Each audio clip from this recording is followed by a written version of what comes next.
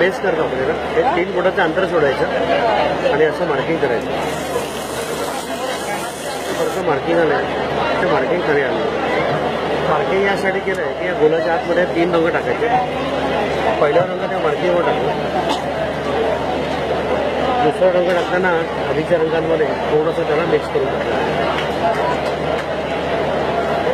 तिसरा रंग हा मध्ये पूर्ण भरून टाकला. हा झाला बेस. बेस केल्यानंतर मी सेंटर पॉईंट काढला. तर सेंटर आणि डिझाईनचा सेंटर आपण एकमेकांना फक्त मॅच केलं. आता जाळीवरती पांढरा, पिवळा आणि पोपटी हे रंग फिक्स आहेत. डिझाईन कोणताही असलं तरी लाईट कलर असल्यामुळे हे बेसला वापरायचे नाही.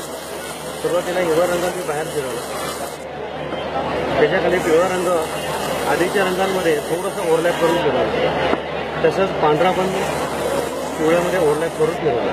आता शेवटी पिवळा रंग पांढऱ्यात मिक्स करायचा आणि डिझाईन हळूहळू हे पूर्ण करायचं. ठीक आहे. आता जे रंग आपण खाली टाकले होते ना त्या रंगांवरती सगळं डिझाईन हे तयार. ही पूर्ण प्रोसेस यात दिलेली आहे. रंग कोणती खाली टाकायची आहेत, कोणते